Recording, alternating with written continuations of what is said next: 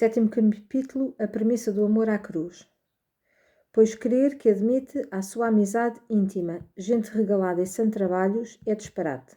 Santa Teresa de Jesus, no caminho da perfeição. A vida mística é a vida de amor. E o amor implica deixarmos de ser nós próprios para sermos outro.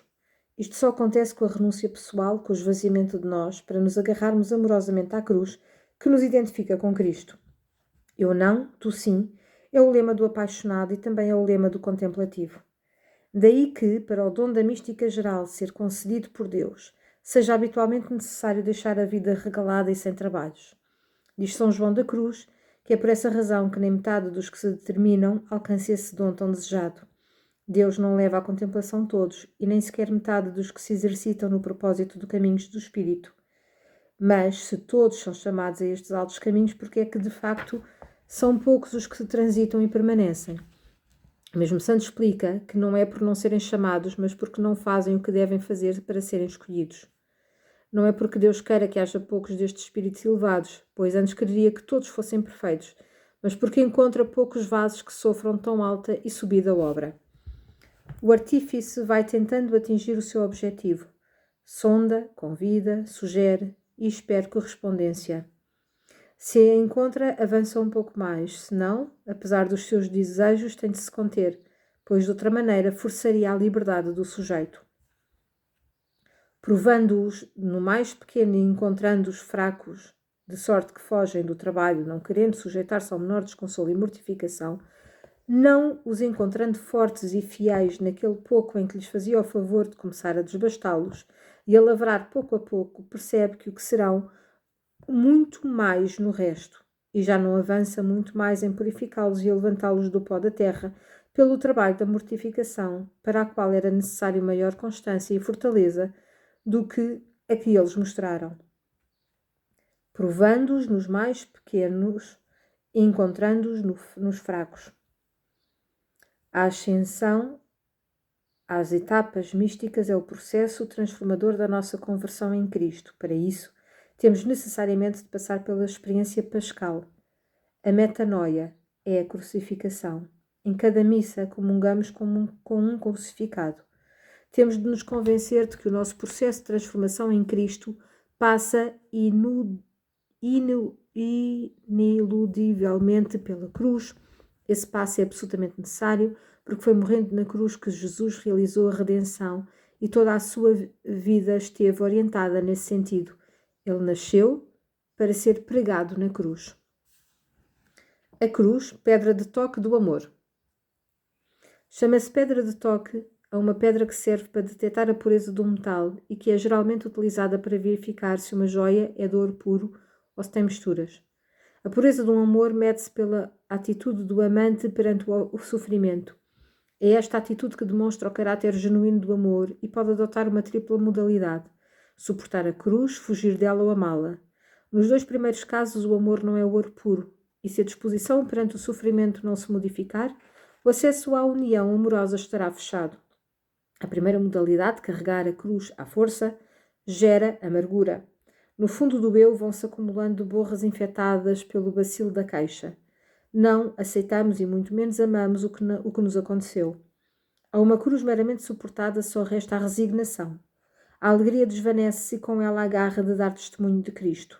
Fugir da cruz, sacudindo-a dos ombros e fazendo acordos com o mundo, é o segundo modo de impedir a ascensão contemplativa. Não queremos abandonar, a ideia horroriza-nos, a cómoda carapaça material em que estamos instalados, graças à qual procuramos compatibilizar polos opostos.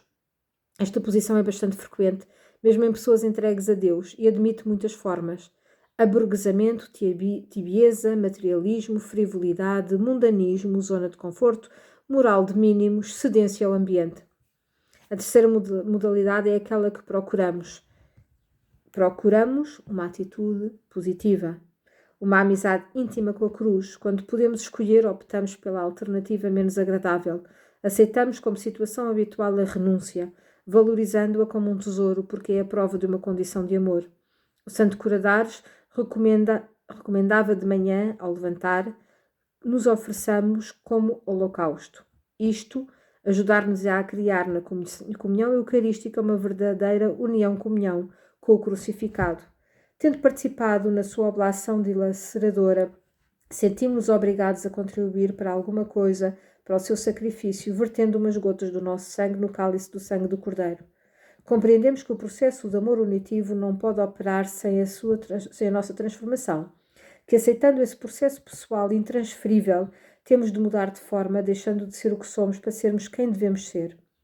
Dolorosamente, através do sofrimento exterior e, sobretudo, das provações interiores que o Pai achar conveniente enviar-nos, vai-se realizando em nós a conformidade com a imagem do Filho, que o seu desígnio benevolente projetou para nós. Este processo doloroso tem que ser compreendido, aceito e secundado. É uma condição de transformação em Cristo. À medida que vamos purificando os nossos apetites sensíveis e as nossas potências, experimentamos a síndrome da abstinência. Mas na senda contemplativa, o nosso coração enche-se de espírito de amor, que é em si mesmo transformador.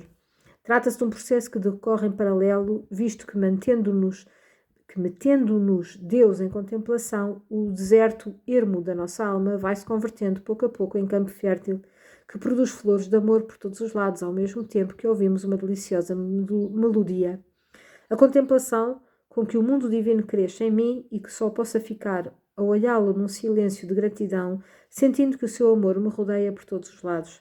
Aparentemente não mudou nada, mas tudo adquire uma nova dimensão na minha relação com Deus, com os outros e com o universo. Para nos unirmos a Deus deste modo é necessária uma negação total, mas que difícil seria empreender este caminho se apenas possuíssemos Cristo no final, quando atingíssemos o último desprendimento. Não é assim. Deus não é um carrasco que nos emagrece para depois nos derrubar com um sopro. Nem Maria Madalena, nem Samaritana estavam mortas para as coisas mundanas quando encontraram Jesus. Encontraram-no, enamoraram-se dele e por isso foram capazes de chegar com alguma facilidade até ao fim. A razão de ser deste processo, que parece tão simples, é a transformação que o amor realiza no nosso coração. Quando isso acontece, estamos a chegar ao centro da questão. A cruz não é nossa, mas dele. Nosso Senhor deu-nos um sistema para que a cruz que ele fez por nós não pese. E esse sistema consiste em amar a cruz de Cristo, em levar a cruz serenamente, a prumo, sem a deixar cair, sem arrastar, em nos abraçarmos à contradição, qualquer que seja interior ou exterior, sabendo que todas elas têm o seu fim e de que todas são um tesouro maravilhoso. Quando se trata realmente da cruz de Cristo, essa cruz já não pesa, porque não é nossa, não é minha, mas dele, e ele leva-a comigo. Desta maneira, filhos, não há pena que não se vença com rapidez e ninguém nos poderá tirar a paz e a alegria. Ser da cruz. Quando São João da Cruz deu início à reforma carmelita, a convite de Santa Teresa, mudou de apelido, deixou de se chamar São Matias e passou a chamar-se da Cruz. Constante companheira do seu caminho desde os anos de infância, João enche de cruzes as paredes do primeiro convento reformado, o convento de Duruelo. No final da sua vida, cheia de dificuldades, foi desposado da sua cúpula da ordem. Não obstante ser fundador de todos os cargos que ocupava, foi lançada uma campanha difamatória contra ele e destinaram-no ao México. Estava na Andaluzia a preparar a partida quando foi invadido por febrícolas, que o obrigavam a escolher um convento onde pudessem tratar dele. Escolheu Úbeda, cujo prior lhe tinha aversão, preterindo os outros conventos onde seria recebido de braços abertos. Opta pela cruz. Morre em Úbeda. No termo de dolorosíssima doença, que sofre sem queixas, sucedem-se imediatamente maravilhas e milagres, dos quais mencionaremos apenas o inaudito prodígio das aparições de Cristo crucificado nas pequenas relíquias da sua carne, das quais se fizeram descrições com valor jurídico, bem como pinturas e desenhos autenticados que ainda existem. Parecia um referente celeste à compenetração do santo com o mistério da cruz. Não há alternativa. A única maneira de nos conformarmos com Cristo, de nos fazermos à sua forma, é morrendo crucificados com Ele. De facto, nós, enquanto vivemos, somos continuamente entregues à morte por causa de Jesus, para que a vida de Jesus se manifeste na nossa carne mortal. João da Cruz emprega a comparação do tronco metido no fogo. Nós somos o tronco e o fogo é o amor divino que deseja invadir por completo o nosso interior. Esse amor tem de nos fazer padecer ardores e torturas e só no fim o fogo e o tronco serão um e o mesmo. Donde para a maior clareza que foi dito do que se vai dizer, convém notar ainda que esta via purgativa e amorosa, notícia ou luz divina de que falamos, existe na alma, purgando-a e dispondo-a para a unir perfeitamente consigo, como o fogo existe na madeira, transformando-a em si. Porque o fogo material, aplicando-se à madeira, a primeira coisa que faz é secá-la, expulsando a umidade que ela contém, fazendo-a chorar a água que tem em si. Depois vai-a tornando escura, feia, negra e mal cheirosa. Isso quando a pouco vai trazendo para a luz e expulsando todos os acidentes feios e escuros que ela tem e que são contrários ao fogo. Finalmente, começando a inflamá-la por fora e a aquecê-la, vai transformando-a em si e pondo-a tão bela como o próprio fogo. É pois desta forma que devemos filosofar acerca do fogo divino, amor de contemplação, que antes de unir e transformar a alma em si, a purga de todos os seus ascendentes contrários. Fala mostrar todas as fialdades, tornando-a negra e escura, de maneira que ela parece pior do que era e mais feia e abominável. É que esta divina purga remove todos os humores maus e viciosos e que a alma não conseguia ver por estarem muito arraigados e assentes nela, não entendendo por isso que tinha em si tanto mal. Agora, para os expulsar e aniquilar, põe-los à vista e ela vê-os claramente, iluminada por essa escura luz de contemplação divina. Capítulo 8. A premissa da docilidade ao Espírito Santo. Parece-me que o Espírito Santo deve ser medianeiro entre a alma e Deus, sendo quem a move com tão ardentes desejos que a faz incendiar-se no fogo soberano que está tão perto. Santa Teresa de Jesus, Conceitos do Amor de Deus, 5. Movidos pelo Espírito de Amor. A mística é um caminho de amor. Ora, o amor é o Espírito Santo.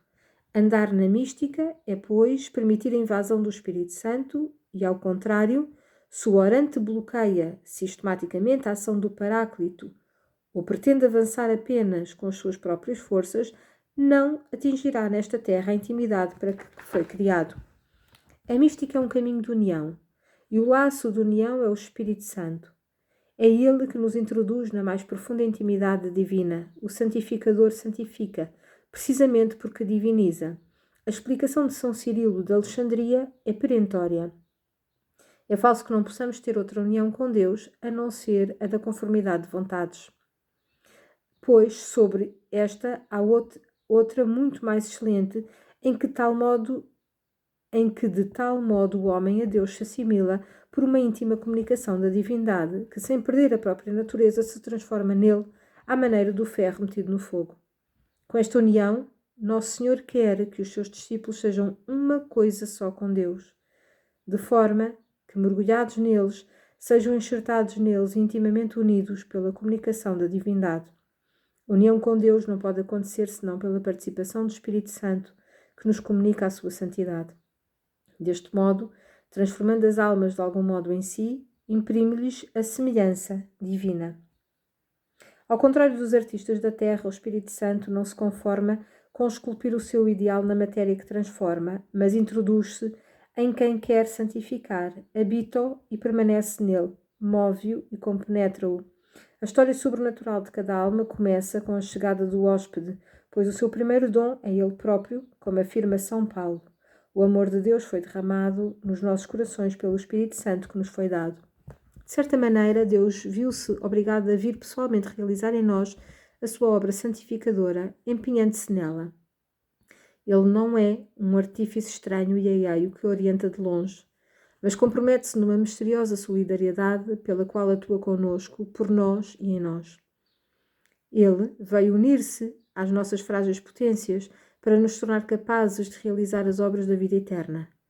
O resultado da sua presença na alma é a deificação que nela produz, sendo a graça o efeito criado da realidade incriada que nos habita. Era por isso que Jesus tinha um enorme desejo de nulo enviar. Eu pedirei ao Pai, e Ele dar-vos-á outro Paráclito para estar convosco para sempre, o Espírito da Verdade. Quando vier, Ele convencerá o mundo da justiça e do juízo. Ele é o distribuidor de todos os dons e graças de Cristo. Ele fará com que sejamos um em Deus. E é a única coisa que nos pede é a docilidade, pois se o orante se fechar aos toques do Paráclito, a vida mística será apenas uma ilusão. Uma ação discreta e silenciosa. Elias foi convocado para o monte de Horeb para ouvir falar Yahvé. O profeta supôs que a manifestação de Deus viria com um violento furacão que fendia montanhas e quebrava rochedos. Mas Yahvé não estava no furacão. A seguir, Elias sentiu um tremor de terra sob os seus pés, mas Yahvé também não estava no tremor de terra. Ao tremor de terra seguiu-se um fogo, mas Yahvé também não estava no fogo. Finalmente, ouviu o sussurro de uma brisa suave e, nessa altura, cobriu o rosto com o manto, saiu da gruta e ouviu a voz. Subtil é a maneira como Deus nos move. O seu espírito tenta levar-nos ao monte da perfeição através de suaves moções e luzes tenues, porque respeita escrupulosamente a nossa liberdade. Muito poucas vezes, talvez nunca, o fará através das graças irrecusáveis ou das conversões aparatosas.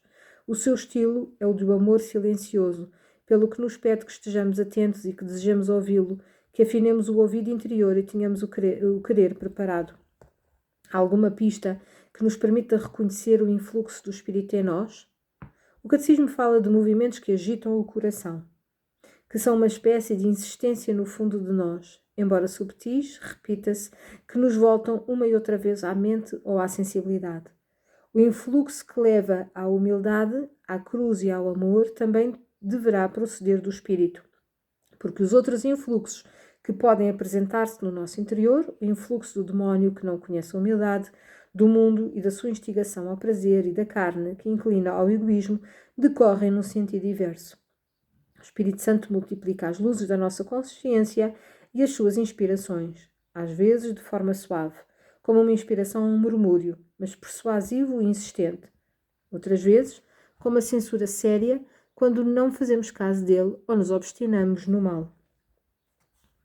Tenhamos a certeza de que as intervenções no Espírito Santo na nossa vida são contínuas, talvez especialmente a da cruz, convites a uma multiplicidade de renúncias por amor.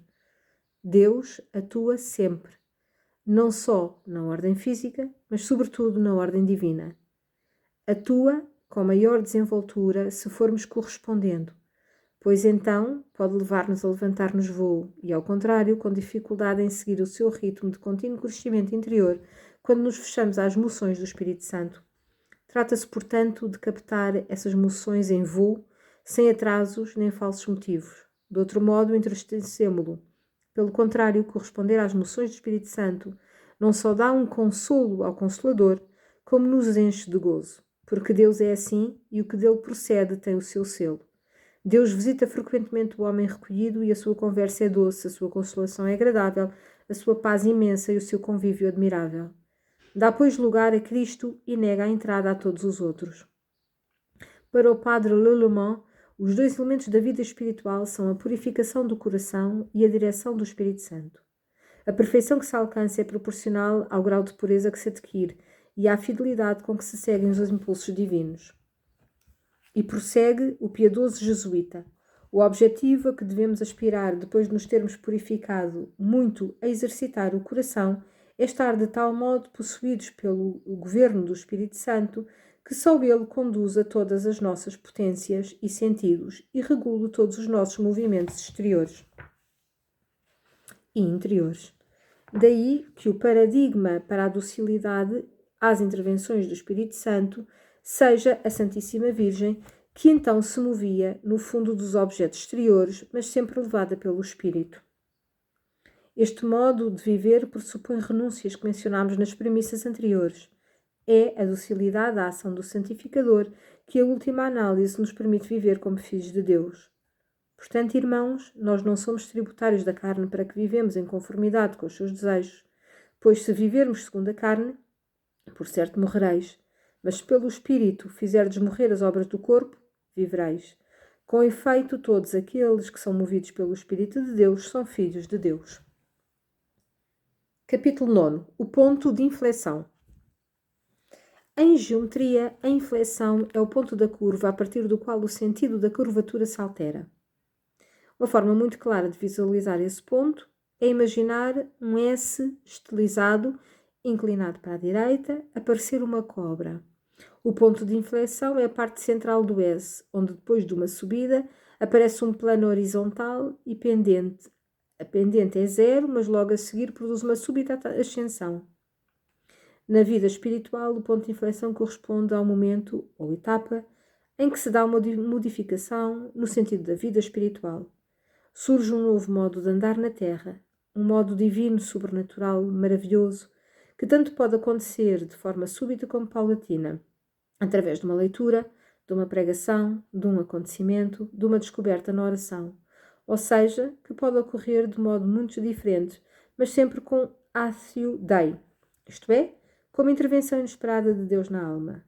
No entanto, como dissemos, pressupõe geralmente algumas premissas. Deus pode prescindir delas, mas normalmente conta com as disposições do orante. Depois pode elevá-lo, conseguindo que a curva da alma ascenda às alturas. Vejo-me como um pobre passarinho que, acostumado a voar apenas de árvore em árvore, ou, quando muito, até à varanda de um terceiro andar, um dia na sua vida meteu-se em brios de chegar até ao telhado de certa casa modesta, que não era propriamente um arranha-céus, mas eis que o nosso pássaro é arrebatado por uma águia que julga tratar-se de uma cria da sua raça. E entre as suas garras poderosas o passarinho sobe muito alto, por cima das montanhas da terra, dos cumes nevados, por isso das nuvens brancas e azuis cor-de-rosas, mais acima ainda, até ao olhar-se o sol de frente. Então a águia, soltando o passarinho, diz-lhe: anda, voa! A metáfora eloquente, o que está ao alcance do passarinho é o telhado num edifício modesto, o simples terceiro andar, porque não dá para mais. Mas isso permitiu que a águia o visse e arrebatasse. Se o passarito tivesse ficado em terra ou no conforto do ninho ou num andar mais baixo, a águia tinha seguido o seu voo sonhar para ele. Está ao nosso alcance exercitar-nos nas premissas da contemplação, mais nada. Situarmos-nos no modesto terceiro andar. Mas se isto basta, o Espírito de Deus poderá então, se assim o dispuser, tomar-nos à sua conta, levar-nos para regiões novas e inexploradas que são uma espécie de antecipação do céu. Em que situação nos encontramos? Os níveis de contemplação e as características da união com Deus são tão variáveis como os orantes. Não é possível classificar ninguém, nem pretender averiguar os projetos de Deus para cada um. Mas convém-nos anelar por novas ascensões, pois o desejo de Deus é precisamente esse, introduzir-nos cada vez mais na sua intimidade. Em que situação nos encontramos? Procuramos manter-nos em graça e temos prática ascética? Desejamos crescer na vida espiritual e realizamos exercícios de contemplação. A graça fez a sua aparição, acomodada pelo cortejo das virtudes infusas e dos dons sobrenaturais. Temos, portanto, condições para uma verdadeira união de amor e aspiramos a uma vida realmente mística. Sabemos que a magnanimidade divina não teria com inconveniente em nos dar até os seus dons superiores, incluindo os propriamente contemplativos, o entendimento, a ciência, a sabedoria, sobretudo este último que nos permitiria gozar o bem possuído. Tendo tudo isto, porque é que não atingimos ou somos muito poucos os que atingem os graus superiores? Um autor do século de ouro, Juan Jesus Maria, fez uma síntese desta situação. Leiamo-la devagar, aplicando-a a cada um de nós. No final, perguntemos-nos se estamos dispostos a empreender o caminho que assegura a fidelidade e a felicidade. O que significa dizer que todos os que estão em estado de graça têm o dom da sabedoria, mas são raros os que têm o dom da contemplação. Respondo que esta esterilidade pode ter muitas causas, como são a pouca pureza de vida, que dá lugar a muitos pecados veniais, as muitas ocupações, a pouca estima pela comunicação divina e outras coisas semelhantes. O dom da sabedoria proporciona a todos os justos o necessário para a salvação, mas são pouquíssimos os que têm a tal guarda do coração que alcançam uma real contemplação divina e gozam daquela dulcíssima comunicação de Deus Nosso Senhor, que é como um princípio da felicidade da glória, embora seja verdade que não são poucos os que chegam a graus inferiores de contemplação. Assim, quem deseja aquele preciosíssimo dom da contemplação, atente em orar, como deve de ser, tendo uma vida mortificada e humilde, abstendo-se das coisas que impedem a quietude interior e a comunicação divina. Esta doutrina deverá levar as pessoas espirituais a viverem gradualmente com uma grande mortificação, não se poupando a nenhum trabalho para chegar a qualquer dos graus de contemplação, mesmo os mínimos, não tanto pela íntima consolação que o proporcionam, quanto pela perfeição da vida que permitem atingir pelo gosto que a Divina Majestade recebe da íntima comunicação com os homens.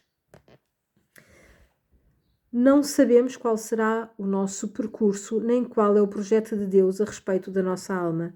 Teremos certamente alcançado algum grau, mesmo que mínimo, de contemplação. Mas recordemos que uma coisa é remar à força de braços, outra é avançar com o vento a empurrar a nave. A felicidade dos graus superiores da contemplação pode proporcionar-nos uma antecipação do céu. O autor citado afirma que basta um quarto de hora da verdadeira contemplação para se notar a diferença. A contemplação divina nas almas opera nelas mudanças maravilhosas que ultrapassam tudo o que se pode explicar com a língua mortal. Um quarto de hora de contemplação costuma deixar uma impressão muito mais profunda na alma do que muitos de oração normal, porque a alma que goza uma só vez deste fervor fica de tal maneira apaixonada pela divina beleza que passa a desprezar todas as coisas boas da terra e exercita-se em grande resolução a mortificar a carne, a humilhar-se, a oferecer-se a todas as ocasiões de maior glória a Deus, sem cuidar da vida ou da morte, nem de algum bem, mas só da divina majestade. Mais importante ainda e mais difíceis são as sucessivas conversões. As premissas apontadas, o recolhimento, a limpeza de coração, o amor à cruz, a docilidade às moções vividas a fundo, permitem que o Espírito Santo, se assim dispuser o seu desígnio libérrimo, nos proporcione o dom da contemplação.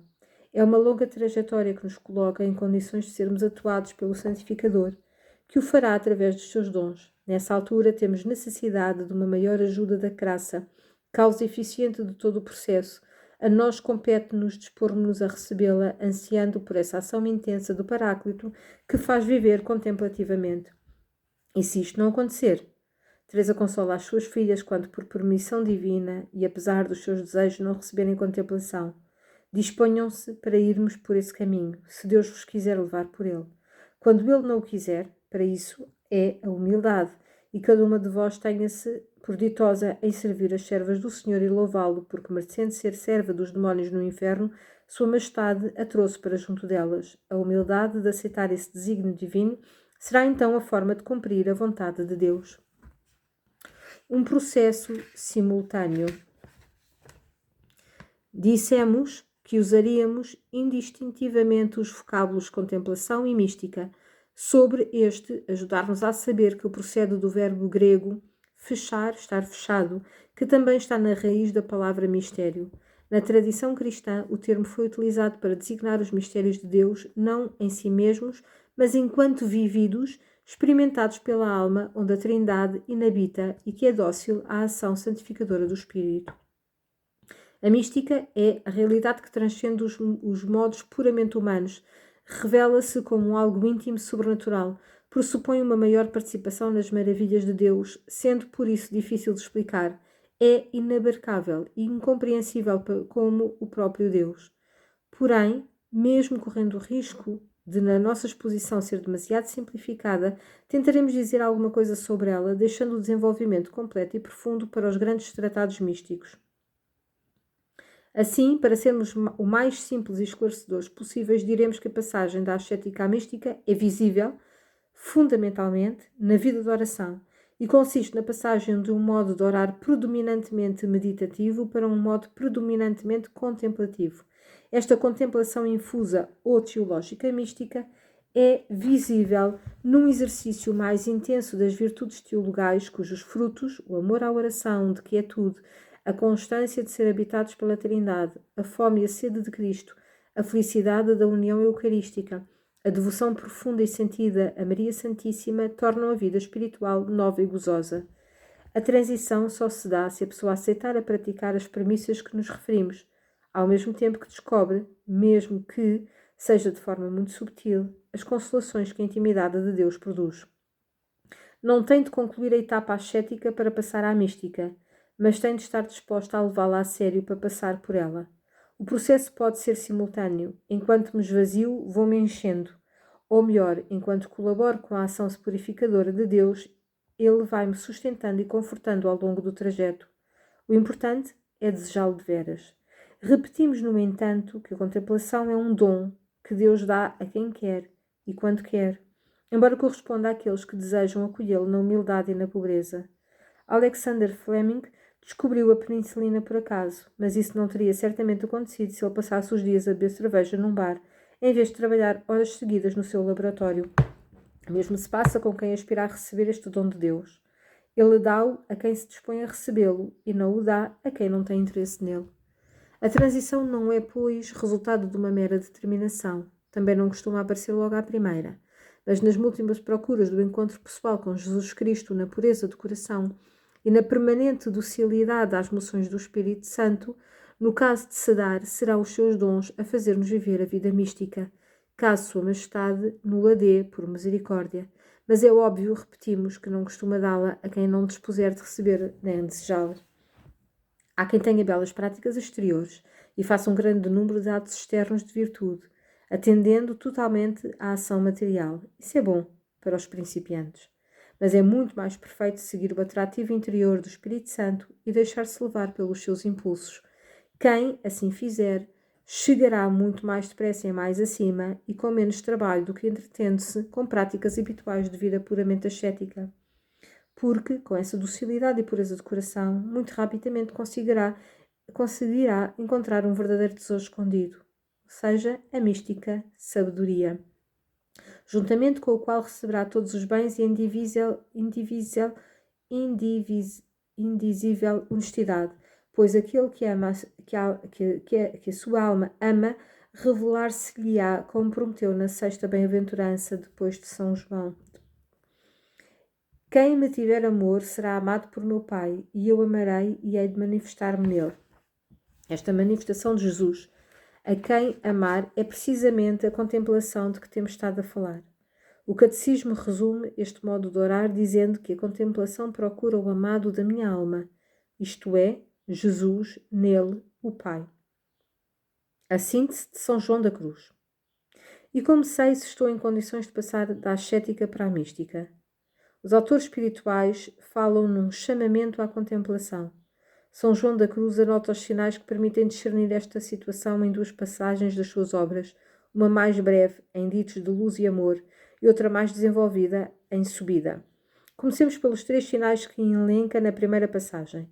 Se a alma não aprecia as coisas transitórias, se a alma aprecia a solidão, o silêncio e recorre a tudo que é mais perfeição. Se as coisas que a ajudam, como as considerações, as meditações e os atos, as torvam, não levando a alma à oração, outro arrimo, que não seja a fé e a esperança e a caridade. No segundo livro da Subida, apresenta outra ordem e explicita mais. O primeiro é ver em si que já não pode meditar nem discorrer com a imaginação, nem gozar disso como costumava. Pelo contrário, encontra-se cura naquilo que antes fixava o sentido, tirando suco. Mas, enquanto tirar suco e for capaz de discorrer na meditação, não deve deixá-la, mas só quando a sua alma se puser na paz e quietude de que se fala no terceiro sinal. O segundo é quando vê que não tem nenhuma vontade de pôr a imaginação, nem o sentido, nem outras coisas particulares, exteriores ou interiores. Não digo que a imaginação não vá e venha, porque mesmo em muito recolhimento costuma andar à solta, mas que a alma não goste de a pôr ao propósito noutras coisas. O terceiro, e mais certo, é se a alma gosta de estar a sós com atenção amorosa a Deus, sem nenhuma consideração particular, em paz interior e quietude e descanso, sem atos nem exercícios das potências, memória, entendimento e vontade, pelo menos discursivos, isto é, ir de um para o outro, mas só com a atenção e a notícia geral amorosa que referimos, sem particular inteligência e sem entender sobre o quê. A seguir a este texto, o Dr. Místico explica que estes três sinais têm de ocorrer em conjunto, não basta o primeiro sem o segundo, porque a incapacidade de meditar pode dever-se à distração ou pouca diligência, mas também não basta só os dois primeiros, porque pouca vontade de discorrer e pensar nas coisas de Deus pode proceder da melancolia ou de outro jugo imposto pelo humor ao cérebro, do cérebro ao coração. Desta primeira à terceira razão, a atenção e notícia geral amorosa é a decisiva. Ninguém deve enveredar por sua iniciativa por caminhos aonde não foi chamado, nem começar a voar sem ter asas. Quando, porém, começar a sentir o suave sopro do espírito, a agitação das asas ou o brilho de certa luz mais subtil, que dá novo lustro e primor às coisas da fé, quer dizer que se encontra, embora não se aperceba disso, em modo contemplativo.